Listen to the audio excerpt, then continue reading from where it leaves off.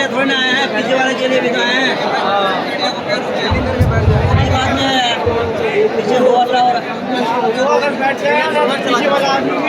अस्सलामु अलैकुम व रहमतुल्लाहि व बरकातुहू।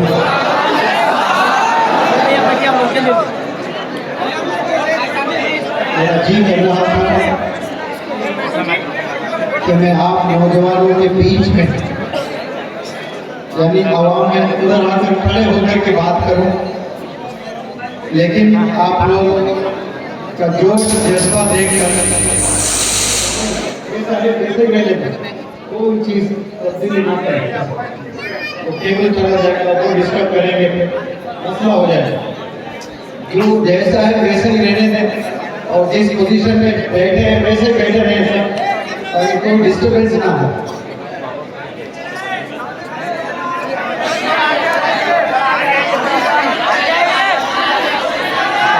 सुने भाई, मैं मेरी आवाज़ से आपके दिलों तक पहुंचूंगा, आप भी देख पाए मुझे, आपके दिल में मुकाम करूंगा इंशाअल्लाह।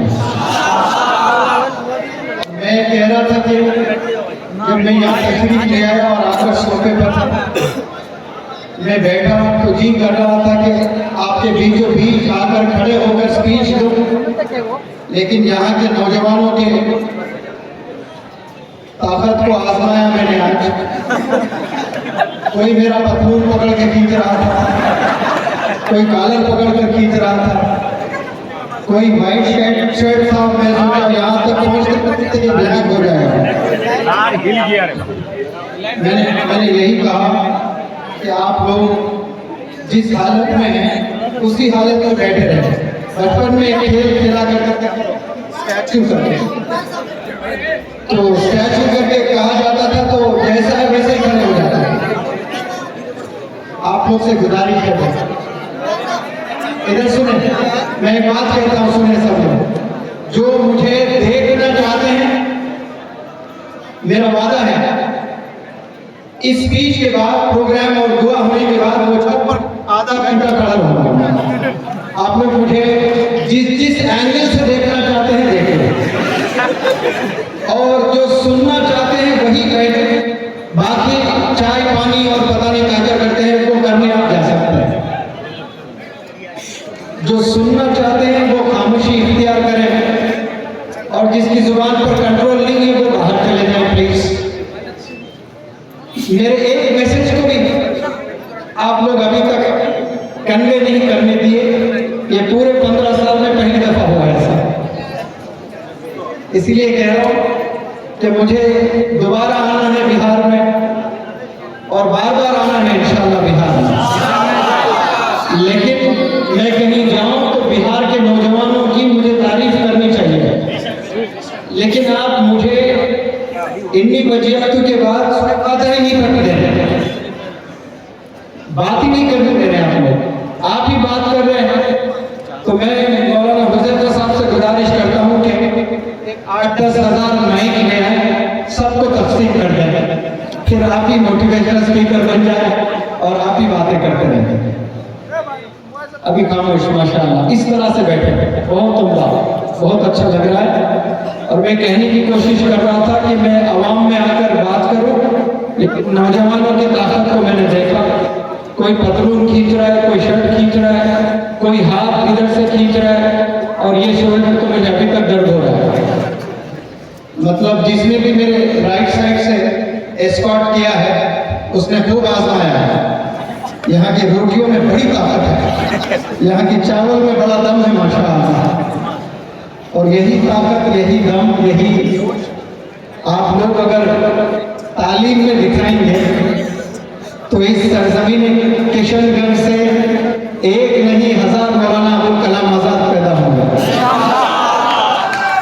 कई डॉक्टर APJ कलाम पैदा होंगे, कई मौलाना गुलाम साहब मस्तान भी पैदा होंगे इंशाअल्लाह, जो रेवोल्यूशन ले आएंगे इस दुनिया में।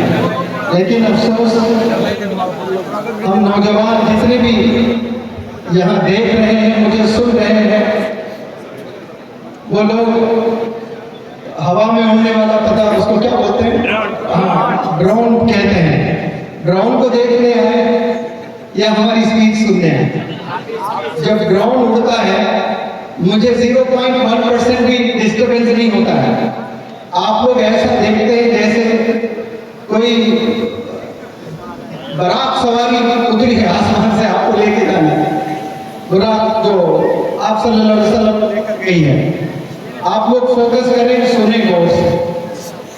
अल्लाह ने इस दुनिया को बनाया है, हम सब लोग बखूब वाकिफ है इससे। और इस पूरी दुनिया में एक ऐसा देश है जो तालीम में और खेल में, स्पोर्ट्स में और टेक्नोलॉजी में खूब तरक्की कर रहा है, और उस देश का नाम है भारत, हिंदुस्तान, इंडिया। और इस इंडिया में बहुत से नौजवान रहते हैं, और इस इंडिया में बहुत से नौजवानों में जोश भी है, टैलेंट भी है, जज्बा भी है। और ये टैलेंट, जोश, जज्बा, पागलपन, दीवानगी का मरकज मुझे बिहार में नजर आता है। ये बिहार टैलेंट का मरकज है, जोश और जज्बे का मरकज है। इसमें कुछ ऐसे नौजवान बच्चे तारीख रचे हैं जिनके पास कुछ नहीं था, पहनने हत्ता के कपड़े तक नहीं थे, फटे कपड़ों पर स्कूल कॉलेजेस जाकर तारीख इतिहास रचे हैं। वो नौजवान बच्चों में उनके पास कपड़े नहीं थे, किताबें नहीं थे, रिसोर्सेस नहीं थे, 3 वक्त का खाना नहीं था, लेकिन एक चीज उनके पास में थी, वो इरादा था। और उस इरादे के साथ उनमें जज्बा भी था, जुनून भी था, पागलपन भी था। और वही जोश, जुनून, जज्बे को लेकर बिहार के नौजवान बच्चे, जो पहले हिंदुस्तान का सबसे टफ एग्जाम माना जाता था यूपीएससी, अब पूरे वर्ल्ड का सबसे टफ एग्जाम होता है यूपीएससी का। भारत में जो एग्जाम होता है, पहले सिर्फ वो भारत का सबसे टफ एग्जाम था, अभी पूरे वर्ल्ड का सबसे टफ एग्जाम कहला जाता है। और वो टफेस्ट एग्जाम लिखकर अक्सर नौजवान भारत के इस बिहार से कामयाब होते हैं। इससे मालूम ये होता है उनके पास में कुछ नहीं है, लेकिन इरादा है और जोश है। और यहाँ न जाने कितने नौजवान बैठे हैं और मुझे सुन रहे हैं, और आप लोग को यकीन नहीं है कि आप क्या क्या कर सकते हैं इस दुनिया में। एक दिन है और दिन के 24 घंटे हैं। 24 घंटे में मेरा रिसर्च कहता है कि नौजवान मिनिमम, कह रहा हूं, मैक्सिमम नहीं, मिनिमम 6 घंटे वो मोबाइल फोन में बिताता है, मिनिमम 6 घंटे। और मिनिमम 6 घंटे एक नौजवान अगर बिताता है तो महीने में कितने हुए घंटे? 180 घंटे हुए। और साल में कितने घंटे बिता रहा है? करीब 2150-60 घंटे बिता रहा है। वैसे 10 साल का हिसाब लगा लें तो करीब 25,000 घंटे वो अपने जवानी के, कीमती जवानी के 25,000 घंटे सिर्फ मोबाइल पकड़कर अपनी एनर्जी को जाया किया और अपनी जिंदगी को बर्बाद किया। सिर्फ खुद की जिंदगी को बर्बाद नहीं किया उस नौजवान, वो नौजवान अपनी जिंदगी को सिर्फ बर्बाद नहीं कर रहे, उनसे आने वाली नस्लों पर भी उसका असर होने वाला है। तो 25,000 घंटे 10 साल के होते हैं। अगर एक दिन के 6 घंटे आप हाथ में मोबाइल पकड़ते हो, इस मदरसा जो जामिया हुसैनिया मदनी नगर में और किशनगंज में वाक़ है, इस मदरसे से पूरे जिम्मेदारी से मैं कह रहा हूँ, ये 25 घंटे बजाय मोबाइल हाथ में लिए अगर आप किताबें थाम लेते हो तो मैं पूरे जिम्मेदारी से कहता हूं कि आप लोग हर चीज इस दुनिया में कर सकते हो। आप साइंटिस्ट भी बन सकते हो और बिहार और किशनगंज से आप लोग चांद पर भी जा सकते हैं इंशाअल्लाह। आप पूरी दुनिया को फतेह कर सकते हैं, क्योंकि बचपन भी होता है, जवानी होती है, फिर उसके बाद में बुढ़ापा होता है। और बिलखुसूस जवानी के अगर आप 2-3 हिस्से कर लें, जो 13 साल से शुरू होकर 30 साल तक, 40 साल तक भी अगर आप रख लें, तो 13 साल से 23 साल ये जिंदगी का वो मरहला है, वो फेज है जिसमें 90% नौजवान बच्चे अपने जिंदगी को बर्बाद करते हैं। अपने जवानी का जो जोश, एनर्जी है, वो गलत डायरेक्शन पर इन्वेस्ट करते हैं। उसे हर नौजवान में जोश है, जज्बा है और कुछ करने का हुनर है, माशाअल्लाह हर नौजवान में होता है। बमुश्किल 5 या 10% ऐसे नौजवान बच्चे हैं जो टैलेंटेड नहीं होते हैं, मतलब अगर वो मेहनत भी करते हैं तो वो बचपन से ही कमजोर है। ये कुन फयकुन का मालिक अल्लाह सुब्हानहू व तआला हर चीज हर बंदे को नहीं देता है, लेकिन 90% बच्चों को अल्लाह ने वो जोश दिया है, वो जज्बा दिया है जो हर चीज आप कर सकते हैं इस लाइफ में। लेकिन वो 90% बंदों में जो अल्लाह ने जोश जज्बा दिया है, उसमें बमुश्किल, मैं कह रहा हूं बमुश्किल 5% नौजवान बच्चे अपनी एनर्जी सही डायरेक्शन में इन्वेस्ट करते हैं। और वो सही डायरेक्शन क्या है? वो सही डायरेक्शन है दीनी तालीम और मॉडर्न एजुकेशन। ये 2 हासिल करना बेहद जरूरी है। लेकिन नौजवान बच्चे आज अक्सर आप देखें, सारे नौजवान बच्चों के हाथ में मोबाइल फोन है, हाथ में सिगरेट है, हाथ में गुटखा है, हाथ में गांजा है और हाथ में ड्रग्स के पता नहीं क्या क्या नए नए चीजें आ रहे हैं, वो पाए जाते हैं।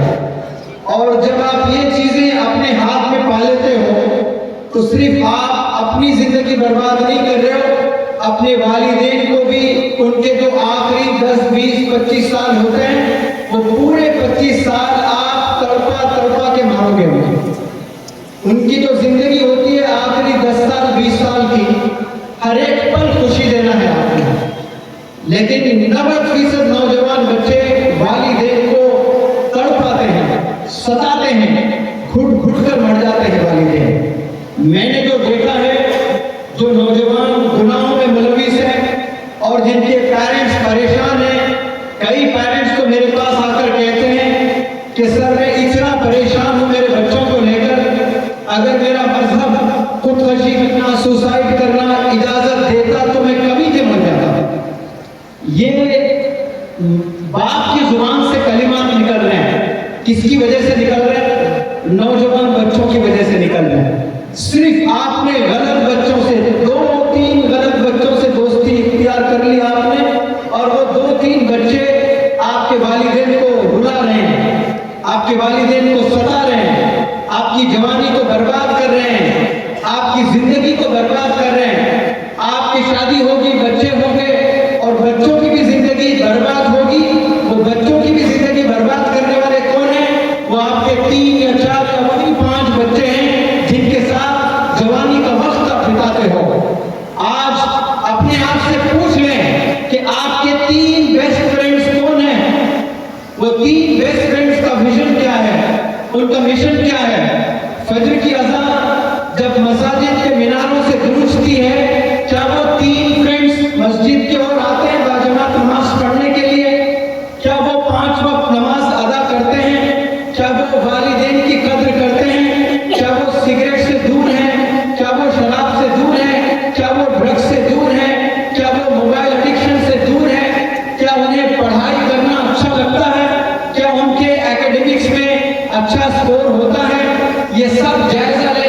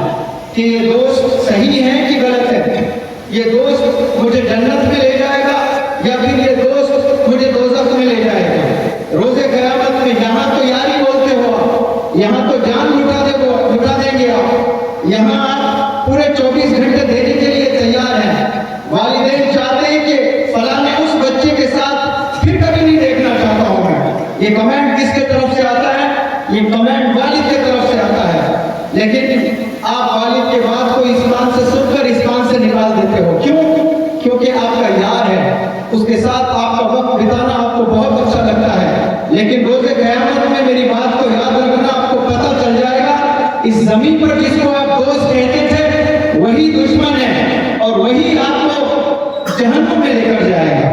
यहाँ आपको बड़ा मजा आ रहा था और उससे दोस्ती करने की वजह से आपको जहन्नुम। मैं इसीलिए तमाम नौजवानों से अपील करता हूँ, आप बहुत कुछ कर सकते हो इस जिंदगी में। आज की तारीख इस पल से आप अपनी गंदी दोस्ती, गंदी आदतें छोड़ दें और किताब को पकड़ लें और एजुकेशन पर आप काम करना शुरू करें। जब मेरी उम्र 28 ईयर्स की थी, 28 साल का मैं था, अंग्रेजी का डू और डज का फर्क नहीं मालूम था मुझे कि कहाँ डू यूज करना है, कहाँ डज इस्तेमाल करना है। इतनी कमजोर मेरी ग्रामर थी। वहां से मैंने सफर शुरू किया कि मुझे अंग्रेजी सीखना बहुत जरूरी है। वक्त इजाजत नहीं देता, वरना मैं बहुत कुछ बताता आप लोग को। कुछ वीडियोस में भी है, आप लोग तलाश करके आप देख सकते हैं। 28 साल में मैंने कुछ सोचा कि टीचर बनना है, स्पीकर बनना है, ये भी ख्याल नहीं आया। 28 साल में मुझे बस ये ख्याल आया कि मैंने इंग्लिश मीडियम से तालीम हासिल की है और एक बहुत बड़े कॉर्पोरेट हॉस्पिटल में मैं जॉब कर रहा हूँ और हिंदी मीडियम से, तेलुगु मीडियम से, पता नहीं दूसरे स्टेट से आए हुए बंदे हैं, कोई उड़ीसा से, कोई बिहार से, डॉक्टर से अंग्रेजी में बात कर रहे हैं और मैं इंग्लिश मीडियम से तालीम हासिल करके डॉक्टर्स जब टेलीफोन करते मैं अवॉइड करता। फिर एक एहसास जागा मुझ में कि मेरी तालीम तो इंग्लिश मीडियम से हुई है और मैं 1 मिनट 30 सेकंड डॉक्टर से अंग्रेजी में गुफ्तगू नहीं कर पा रहा हूँ, तो मेरी जिंदगी पर मुझे तो हैदराबाद छोड़कर वापस मेरे गांव जाना चाहिए या फिर इसी शहर हैदराबाद में मुझे मेहनत करके अंग्रेजी सीखना है। तो दौराने लर्निंग जब मैं सीख रहा था, मेरे वालिद बीमार होते जाते तो मैं क्लास को छोड़ता, वापस चला जाता फिर वालिद की खिदमत करने के लिए। इस तरह से एक बैच मैंने 3-3 दफा किए हैं क्योंकि मैं चाहता था कि एक बैच में जितना भी सिलेबस होता उसका एक भी सेशन में मिस ना करूं। मेरे उस्ताद कहते आप तमाम स्टूडेंट्स में सबसे टॉप आप ही हैं, अब ये बेसिक बैच छोड़ दें, आप एडवांस में जाएं। मैं उस्ताद से कहता नहीं, मैं जब तक एडवांस बैच में नहीं जाऊंगा तब तक आपके सारे बेसिक बैच के सेशंस अटेंड ना कर लूं। लेकिन वालिद बीमार होके वापस गांव चले जाता, 4-5 दिन के बाद फिर वापस आता। इस तरह से 3-3 महीने के बेसिक के 3 बैचेस मैंने अटेंड किए। फिर एडवांस किया मैंने, एडवांस प्लस किया मैंने। मेरे रिश्तेदार मामा के पास में रहकर मैं तालीम हासिल करता था। मेरे रिश्तेदार, मेरे दोस्त ऑलमोस्ट क्रिटिसाइज करते थे कि और कब तक आप अंग्रेजी में वक्त बिताओगे, कब तक सीखता रहेगा तो अंग्रेजी, कब तक वक्त अपना बर्बाद करेगा अंग्रेजी सीखने में। और उन्हें नहीं मालूम था कि मुनव्वर जमान 2023 में बिहार आकर इतने नौजवान बच्चों से इंटरेक्ट कर सकता है।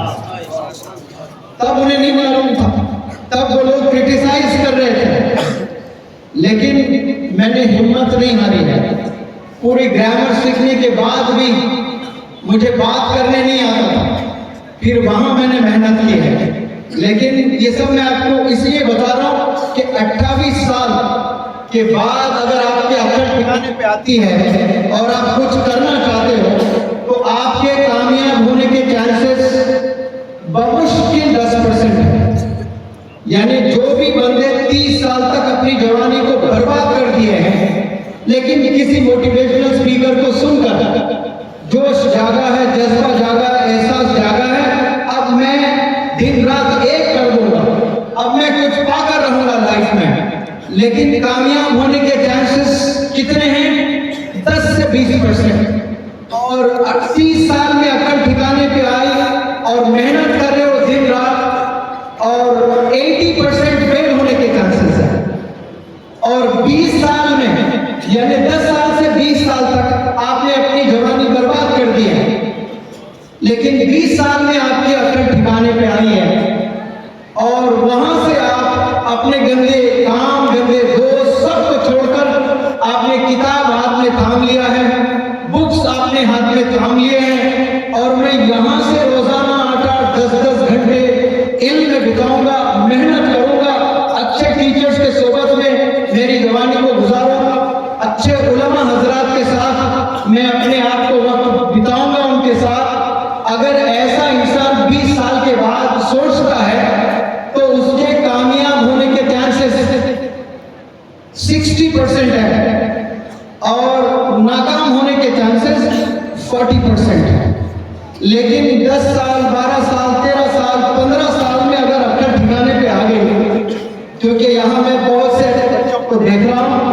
15 और 20 साल के बीच के हैं और वहां से आपने मेहनत करना शुरू किया तो आपके कामयाब होने के चांसेस 90% हो जाते हैं। तो आपने डिसाइड आज करना है कि आपके कामयाब होने के चांसेस 10% होना अच्छा है या 90% होना अच्छा है। जवाब दें 90%। अगर आप चाहते हैं कि आपके कामयाब होने के चांसेस 90% हो तो आपको किस उम्र से मेहनत करना है?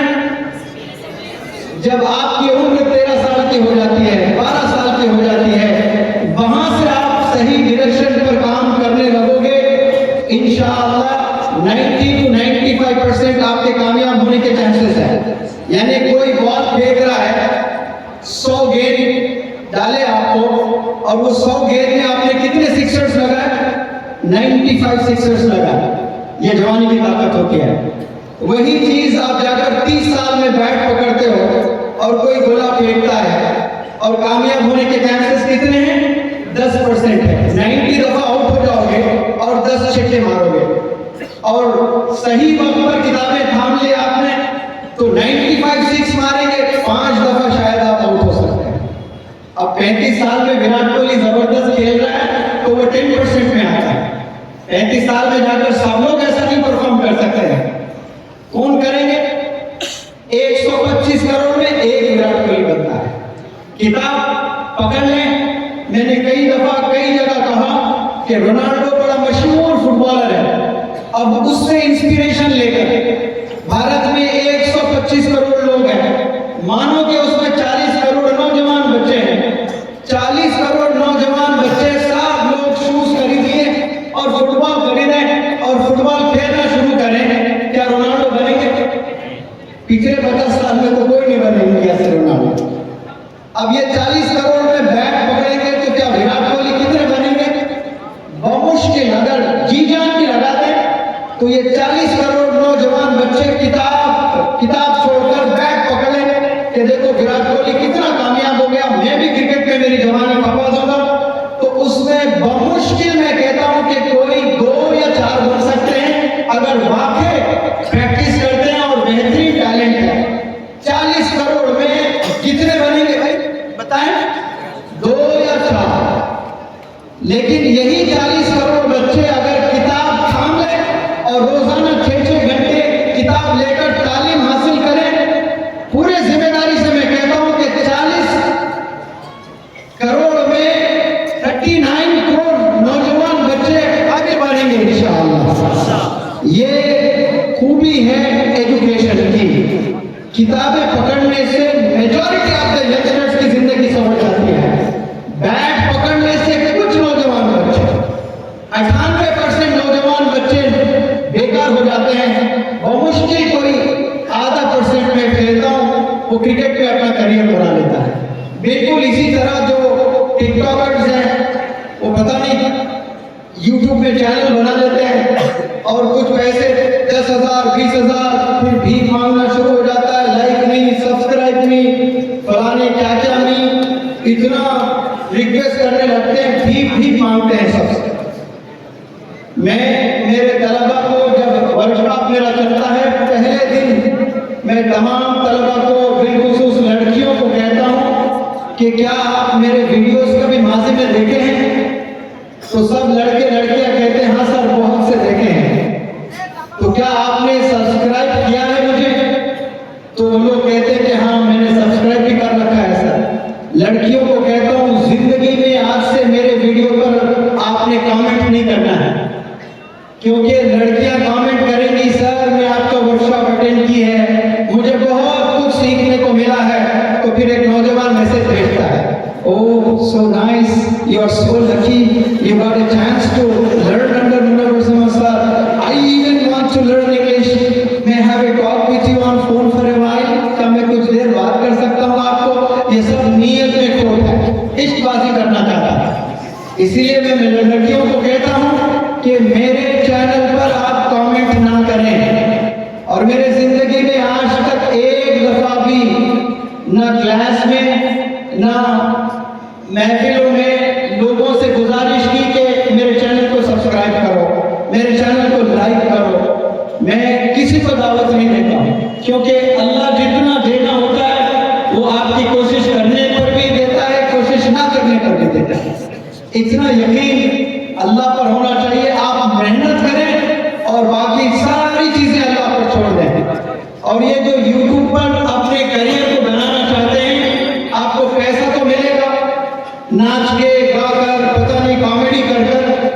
लेकिन आपकी नस्ल पर कोई असर नहीं होगा, अच्छी नस्ल नहीं आएगी उससे। आपको जब बड़े हो जाएंगे, आपके बच्चे होंगे, आपके पोते होंगे, आपके नवासे होंगे, आपकी चिचोरी हरकत को देखकर हंसेंगे वो लोग, या फिर वो कैसे चिचोरे होंगे पता नहीं। जब ये चिचोरा इतना काम किया तो उससे जो आएंगे वो तो 100 गुना ज्यादा चिचोरे रहेंगे। वो पता नहीं कपड़े पहनते भी हैं कि नहीं पहनते हैं, फाड़ फाड़ कर कपड़े पहन रहे हैं, सिले हुए कपड़ों को फाड़ रहे हैं। एक दौर था फटे हुए कपड़ों को सी कर पहनते थे, और वो जाके चूहे तवाफ कर रहे हैं, यहाँ के बाल वगैरह सब निकाल लेते हैं। देखिए पता नहीं उसका क्या नाम है, इधर से छील लेते हैं, इधर से छील लेते हैं, एक बाल उधर जा रहा है, एक बाल उधर जा रहा है, अजीब हेयर स्टाइल है। मैं नौजवानों से कहता हूं कि आपका हेयर स्टाइल को देखकर मुझे पूरा अंदाजा हो जाता है कि आपकी वालिद की आप पर कितनी नजर है और आपके घर में तरबियत आप पर कैसी हो रही है।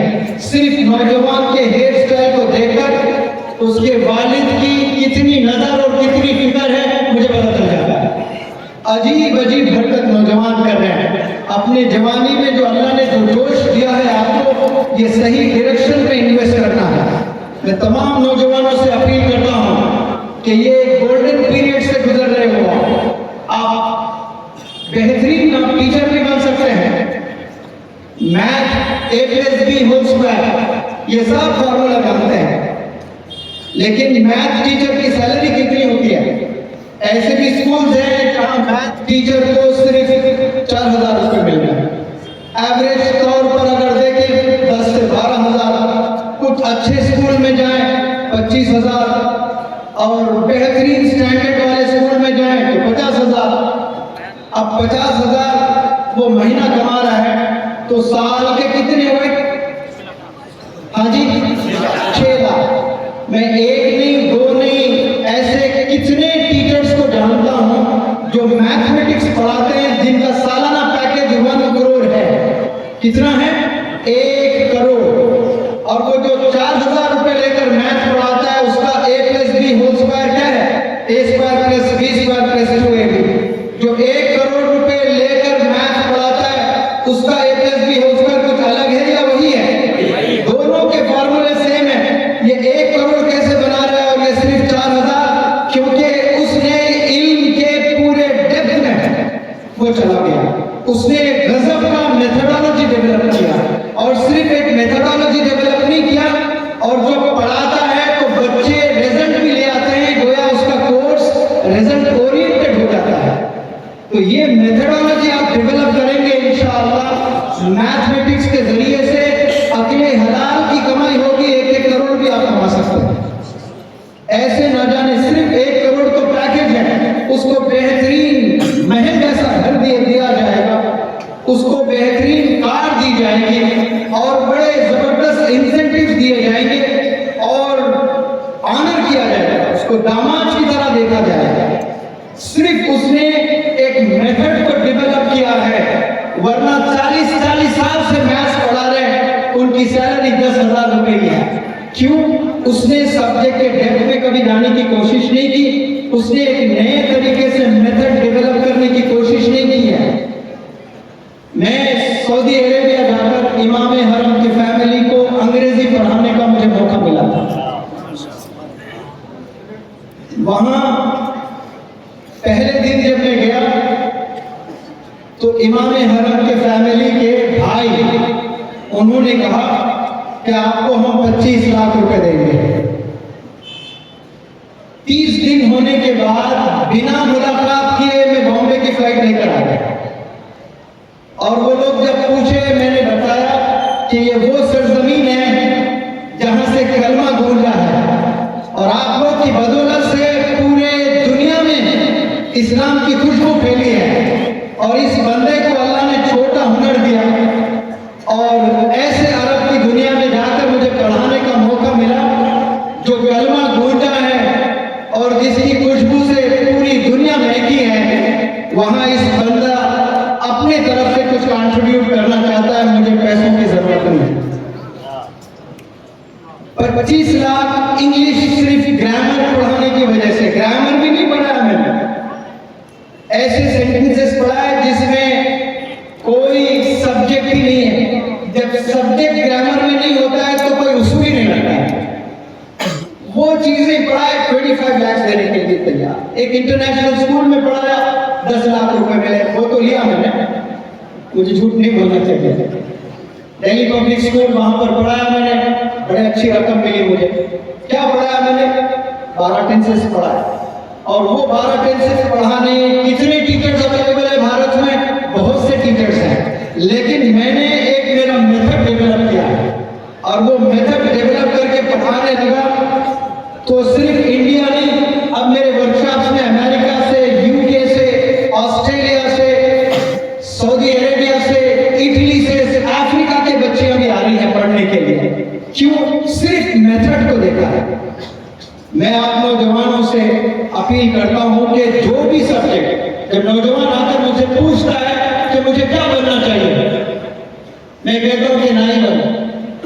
तो एक नौजवान को बड़ा गुस्सा आया, क्या सर आप मुझे ऐसे बोलते हो, नाई बन जाओ? मैंने कहा जावेद हबीब को जानते हो?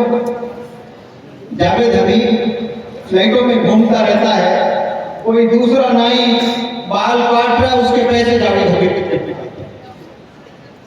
दुनिया का one of the best hair stylist है, उसने ऐसे ब्रांचेस बनाए हैं, वो घर में बस बैठ के कॉफी पी रहा है, कोई बंदा उससे हजारों किलोमीटर दूर अपने गांव में बैठकर बाल बनवा रहा है, उसके पैसे उसके अकाउंट में जा रहे हैं। जो भी करें क्रिएटिविटी से करें, जमाने को समझते हुए करें। ये स्किल्स का जमाना है और बहुत स्किल्स आपने सीखने हैं और बड़ा जबरदस्त कंपटीशन। ऑस्ट्रेलिया में एक बंदा है जिसका नाम है निकी विजुसिक, जिसके 2 हाथ नहीं है। क्या नहीं है? 2 हाथ नहीं है, जिसके 2 पैर नहीं है, पंजे हैं लेकिन पैर नहीं है। और ये पंजे, आप पंजे सबके होते हैं ना, ये कमर से लगे हुए हैं पंजे, और ये पंजे कमर से लगे हुए हैं। 2 हाथ बिल्कुल नहीं है। वो स्विमिंग भी करता है, वो स्काइंग भी करता है, वो खुद खाना बनाता है, वो लैपटॉप खुद ऑपरेट करता है और एक गजब का मोटिवेशनल स्पीकर है। आज से 10 साल पहले मैंने सुना था कि वो ऑस्ट्रेलियन अमेरिकन है। वो अब जैसे मैं आपके पास आकर बात कर रहा हूं ना, वो आकर बात करता है तो 2-3 घंटे के वो 25 लाख रुपए लिया करता था। अब तो पता नहीं कितना लेता है, सिर्फ जुबान खोलकर बात करने के 25 लाख रुपए। वो एक दिन की कमाई कितनी है उसकी? 25 लाख। क्या बोलेगा? मैं जो बोल रहा हूँ वही बोलेगा, या इससे और कुछ अच्छा बोल सकता है। लेकिन मशहूर क्यों हुआ है? उसके पास हाथ नहीं है, उसके पास पैर नहीं है। आज हाथ पैर रखकर कितने नौजवान बच्चों को तैरना नहीं आता है, हाथ पैर है कंप्यूटर ऑपरेट करना नहीं आता है, हाथ पैर है खाना बनाना नहीं आता है, हर चीज खुद करता है, सीढ़ियां चढ़ता है, सारी चीजें कर रहा है। अल्लाह ने गजब का टैलेंट दिया है हम सब लोग को, हम लोग उस पर मेहनत नहीं किए हैं।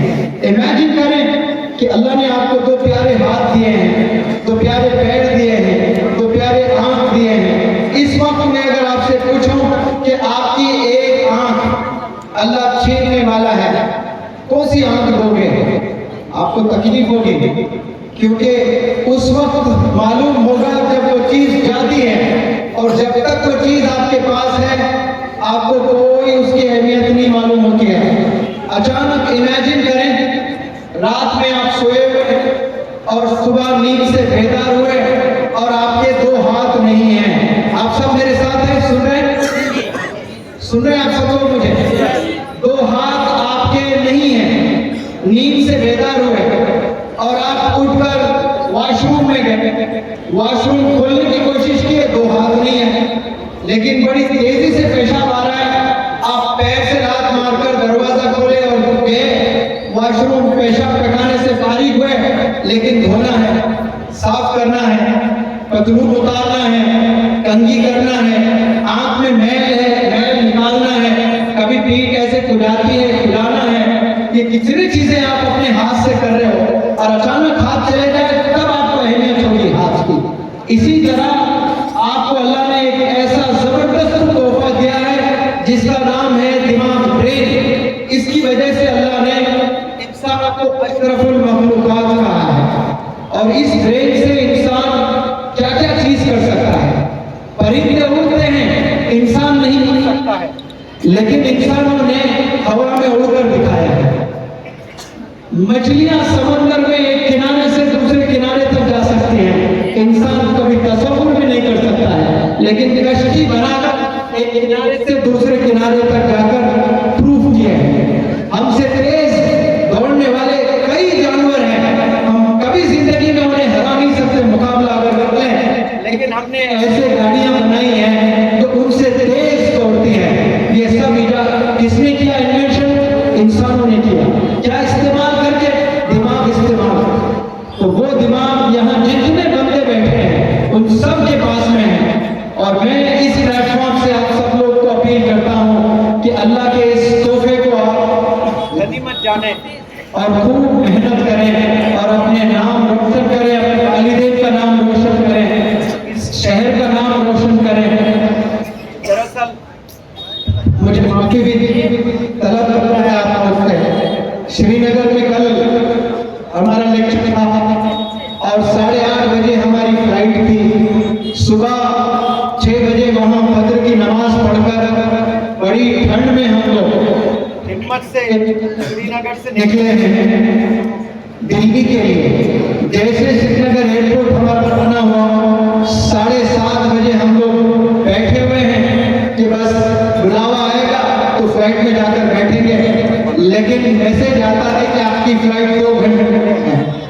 2 घंटे इंतजार किए, फिर और एक मैसेज आता है और 2 घंटे डिले है।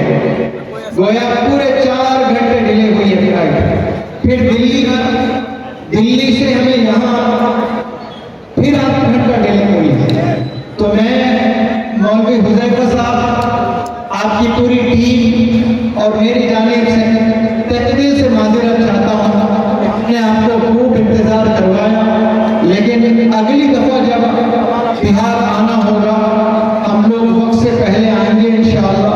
और बड़े पैमाने पे बड़े इश्यूज पे मुझे बात करना है। मैं 15-20 आधा घंटा कभी बात ही नहीं कर सकता। आधे घंटे के बाद तो मेरी बैटरी चार्ज होती है, लेकिन वक्त की नज़ाकत को समझते हुए बात को जल्दी भी खत्म करना है। हजरत की दुआ भी है और मैं वादा करता हूँ कि बिहार के जितने थिकली पॉपुलेटेड एरियाज हैं वहाँ जाकर मैदान में रखूंगा ताकि मस्तूरात भी आए और नौजवान लड़कियां भी आए, पर्दे के सिस्टम भी हो और हजारों तादाद में नौजवानों को एड्रेस करो इंशाअल्लाह। और फिर मैं मेरी बात खत्म करता हूँ। ये जो सरजमीन है ये टैलेंट का मरकज है और उस